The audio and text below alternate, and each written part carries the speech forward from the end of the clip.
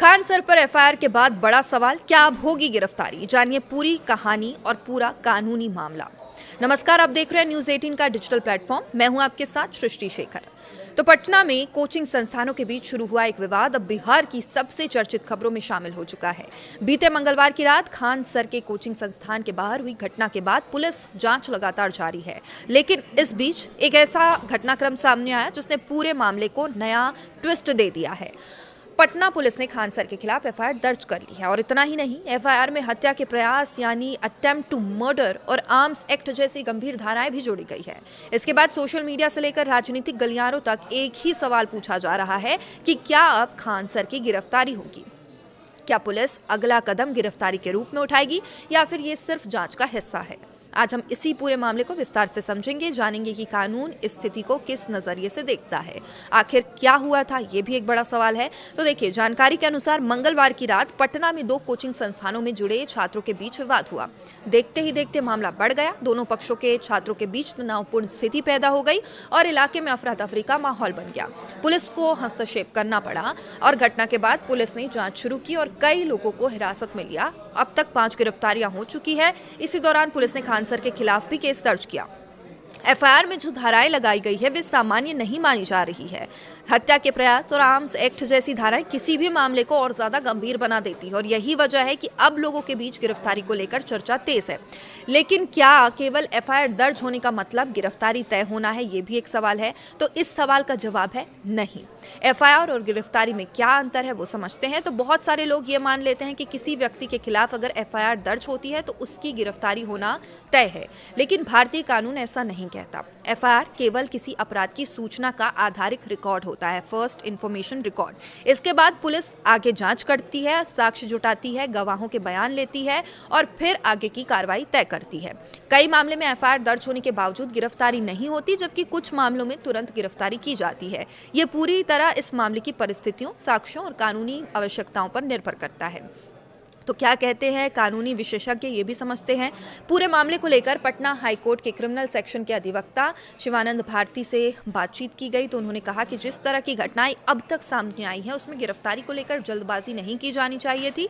उनका कहना था कि पहले आईपीसी के दौर में पुलिस कई मामलों में तुरंत गिरफ्तारी कर लेती थी, लेकिन अब भारतीय न्याय संहिता यानी बीएनएस लागू होने के बाद गिरफ्तारी को लेकर अधिक स्पष्ट दिशा निर्देश मौजूद हैं। उन्होंने कहा कि सुप्रीम कोर्ट भी कई बार ये स्पष्ट कर चुका है कि गिरफ्तारी को सजा की तरह इस्तेमाल नहीं किया जा सकता। गिरफ्तारी तभी होनी चाहिए जब उसकी वास्तविक आवश्यकता हो। पुलिस पर अब किस तरह का दबाव होता है ये समझिए। तो छात्रों की बड़ी संख्या इस पूरे मामले में शामिल है। दोनों पक्षों के छात्र काफी आक्रोशित बताए जा रहे हैं और ऐसी स्थिति में पुलिस पर कानून व्यवस्था बनाए रखने का दबाव होता है। यदि एक पक्ष के लोगों के खिलाफ कार्रवाई होती है और दूसरे पक्ष पर कोई कार्रवाई नहीं होती है तो इसके बाद विवाद और बढ़ सकता है। यही कारण है कई बार पुलिस दोनों पक्षों के खिलाफ कार्रवाई करती है ताकि निष्पक्षता का संदेश दिया जा सके। और पुलिस को जनता और प्रशासन दोनों को यह भी दिखाना पड़ता है कि जांच निष्पक्ष तरीके से चल रही है ताकि मामला शांत रहे और विवाद की स्थिति उत्पन्न ना हो।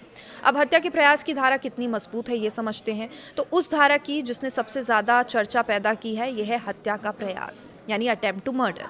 कानून में हत्या के प्रयास का आरोप गंभीर माना जाता है, लेकिन किसी भी अदालत में इस आरोप को साबित करने के लिए पर्याप्त साक्ष्यों की आवश्यकता होती है। विशेषज्ञों का कहना है कि इसमें कई पहलुओं को देखा जाता है, जैसे कि क्या किसी को गंभीर चोट पहुंची है, मेडिकल रिपोर्ट्स क्या कहते हैं, हमला किस प्रकार का था और आरोपी की उसके पीछे मंशा क्या थी। इसके साथ ही घटनास्थल से आखिर क्या सबूत यानी साक्ष्य मिले हैं। यदि इन पहलुओं को साबित करने वाले मजबूत साक्ष्य नहीं होते तो मामले की दिशा अलग हो सकती है। इसलिए केवल धारा लग जाने भर से ये मान लेना सही नहीं होता कि आरोप साबित हो गया है। आर्म्स एक्ट का मामला कितना गंभीर है ये भी समझते हैं। तो एफआईआर में आर्म्स एक्ट भी जोड़ा गया है। इस संबंध में विशेषज्ञों का कहना है कि आर्म्स एक्ट की अपनी कानूनी शर्तें हैं। यदि किसी व्यक्ति के पास बिना लाइसेंस हथियार पाया जाता है या हथियार के उपयोग से संबंधित ठोस साक्ष्य मिलते हैं तभी इस धारा की मजबूती बढ़ती है और जांच पूरी होने से पहले किसी निष्कर्ष पर पहुंचना उचित नहीं होता। अब सवाल यह भी कि क्या खान सर की गिरफ्तारी हो सकती है? यही सवाल है जो इस समय सबसे ज़्यादा पूछा जा रहा है। अब कानूनी नज़रिए से देखें तो किसी भी एफआईआर में नाम आने के बाद गिरफ्तारी की संभावना पूरी तरह समाप्त नहीं होती, लेकिन गिरफ्तारी कई बातों पर निर्भर करती है। पहला, जांच में सहयोग किया जा रहा है या नहीं, आरोपी के फरार होने की आशंका है या नहीं, साक्ष्यों के साथ कोई छेड़छाड़ का खतरा तो नहीं है, इसके अलावा कानून व्यवस्था पर इसका क्या असर पड़ सकता है। यदि पुलिस को लगता है इन कारणों से गिरफ्तारी आवश्यक है, तभी वो ऐसा कदम उठा सकती है। हालांकि उपलब्ध तथ्यों और कानूनी विशेषज्ञ की राय के आधार पर फिलहाल तत्काल गिरफ्तारी की संभावना कम जताई जा रही है। अब खान सर के लिए इसमें सबसे बड़ी चुनौती ये हो जाती है कि सार्वजनिक छवि उनकी धूमिल होती है। अब खान सर देश के सबसे लोकप्रिय शिक्षकों में गिने जाते हैं। सोशल मीडिया पर उनकी बड़ी फ़ैन फॉलोइंग है, लाखों छात्र उन्हें फॉलो करते हैं, उनके वीडियोस के जरिए पढ़ाई करते हैं और ऐसे में गंभीर धाराओं से में केस दर्ज होना स्वाभाविक रूप से चर्चा का विषय ज़रूर बन गया है। अब भले ही आगे चलकर जाँच में अलग तथ्य सामने आए, लेकिन फिलहाल ये मामला उनकी सार्वजनिक छवि को प्रभावित कर रहा है। विशेषज्ञों का भी मानना है कि किसी चर्चित व्यक्ति के खिलाफ एफआईआर का सामाजिक प्रभाव अक्सर कानूनी प्रभाव से पहले दिखाई देने लगता है। अब सवाल ये कि आगे क्या होगा। पूरे मामले की दिशा पुलिस जांच तय करेगी। जांच एजेंसी साक्ष्य जुटाएंगी, गवाहों के बयान दर्ज करेंगी, उपलब्ध तथ्यों का विश्लेषण करेगी। इसके बाद ही ये स्पष्ट होगा कि मामला किस दिशा में आगे बढ़ेगा। संभव है कि जांच में नए तथ्य भी सामने आए, संभव ये भी है कि कुछ धाराएं कमजोर पड़ जाएं और ये भी संभव है कि पुलिस को ऐसे साक्ष्य मिले जो मामलों को और गंभीर बना दे।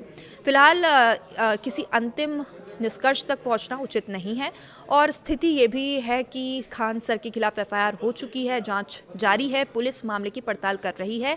हत्या के प्रयास और आर्म्स एक्ट जैसे गंभीर धाराएं जरूर लागू है, लेकिन केवल धाराएं लग जाने से गिरफ्तारी या दोष सिद्ध होना तय नहीं हो जाता है। अब कानून के अनुसार हर व्यक्ति तब तक निर्दोष माना जाता है जब तक उसके खिलाफ आरोप अदालत में साबित ना हो जाए। फिलहाल सबकी नजरें पुलिस जांच और आने वाले दिनों में होने वाले कानूनी कार्रवाई पर टिकी है। अब आप इस पूरे मामले को कैसे देखते हैं? आपको क्या लगता है कि आगे गिरफ्तारी हो सकती है या जांच के बाद ये तस्वीर पूरी तरह से बदल जाएगी? कमेंट करके अपनी राय जरूर बताइए।